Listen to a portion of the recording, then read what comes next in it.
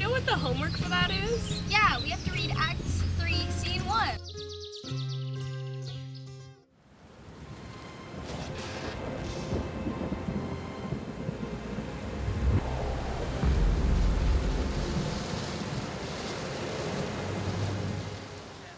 Alright, Gertrude, so this is what I'm gonna do.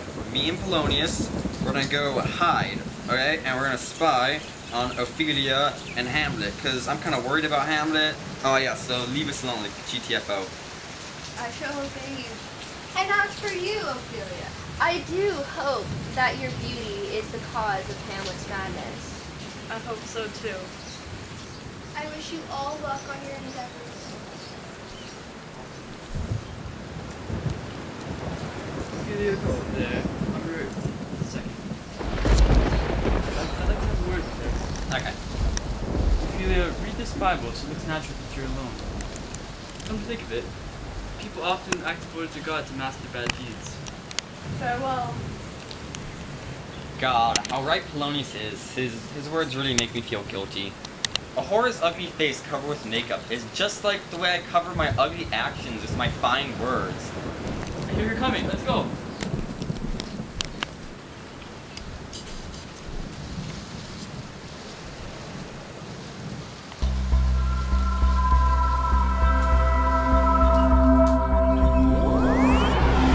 To be or not to be? That's the question. Is it better to deal with the blows of bad luck or to fight against it and overcome it? Dying, sleeping, that's all dying is, really. A sleep that ends all the heartache and anxieties we humans face. That's an outcome I'd really welcome. Who knows what kind of dreams might come after we put the noise and commotion of life behind us. That's what makes us tolerate suffering for so long. I mean, who would put up with the shit life gives us for so long? The abuse from people above us? The insults of arrogant men? The pangs of unrequited love? The inefficiency of the legal system? And the mistreatment of good people, when you could simply take control and end it all with a razor blade. Who would sweat through this exhausting life unless they were afraid of something ghastly after death? The undiscovered country from which no traveler returned. The lack of answers about death makes us all cowards, and our natural boldness becomes weak with overthinking. Actions that should have been carried out get misdirected and they stop being actions at all. But wait! The beautiful Ophelia! Pretty lady, please remember me when you pray.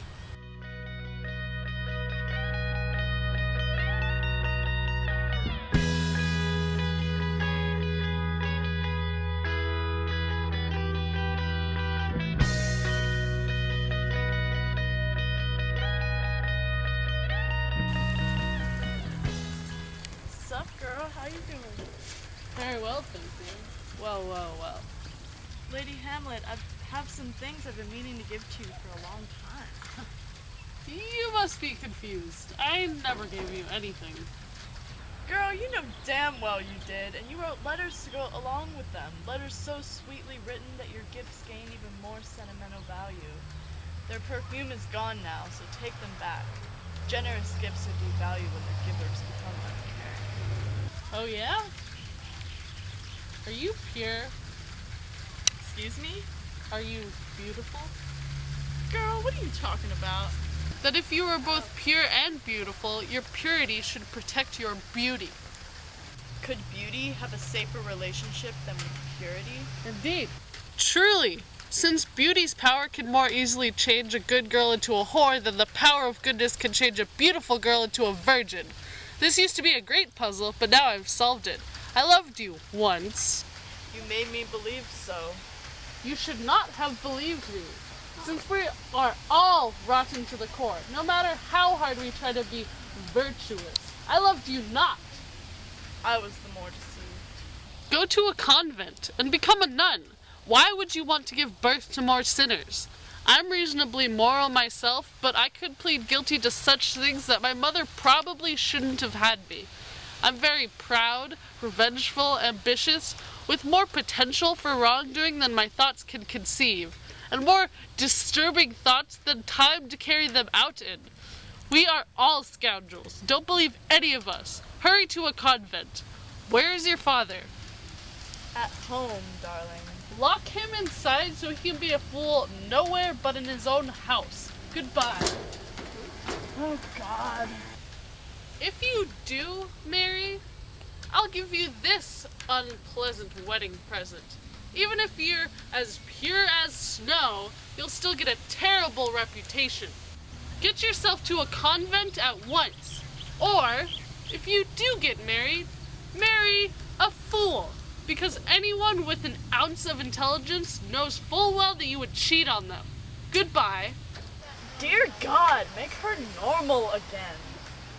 I know all about your cosmetics. God has given each one of us a face, and you make yourself another. You dance and prance and talk in fancy slander. You call all God's creations by pet names, and your excuse is that you're just ignorant. Come on, you're not that stupid, and I won't stand for it anymore. It's driven me crazy. I hereby declare that we will have no more marriages. Whoever is already married, except for one person I know, will stay married. All but one person. Everyone else will have to stay single. Get yourself to a convent, fast! Oh, how noble her mind used to be, and how lost she is now. She used to have gentle grace, a scholar's wit, and a soldier's strength. She used to be the jewel of our country, the obvious heir to the throne, the one everyone admired and imitated. And now she's ruined. And of all the miserable people who once enjoyed hearing her sweet, seductive words, I am the most miserable.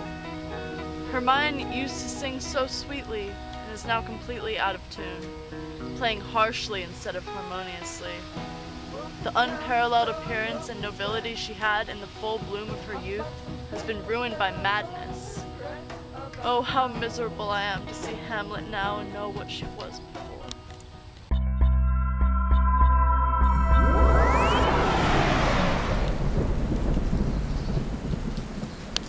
Love? Hamlet's not inclined that way. And her words, although disorganized, they weren't crazy. I think something else is going on here, and I'm afraid it might involve danger. So I made a decision, right? I'm gonna send Hamlet to England. Hopefully over there she might be able to help us out with some of our troubles, and who knows, maybe with any luck, the journey over there might help her with this crazy mood she got going on. You know? What do you think of the plan? A good idea indeed, but I still believe her madness can be traced back to unrequited love. I mean, obviously my daughter wouldn't love Hamlet. That had to have broken her heart. My lord, do whatever you like, but do this today if you like. Let Hamlet's mother, the queen, get her alone, and have Hamlet confide in her, saying the real reasons for her grief. I'll hide and listen in their conversations. If she doesn't find out the truth, then send her out to England. My lord, do whatever you'd like. It shall be so. Madness in great ones must not unwatched go.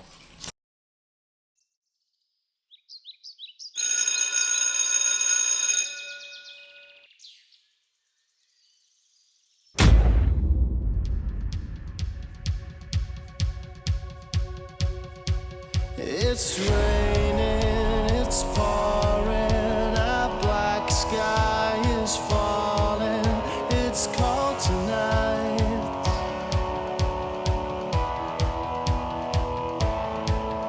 You gave me your answer, goodbye, now I'm all on my own tonight.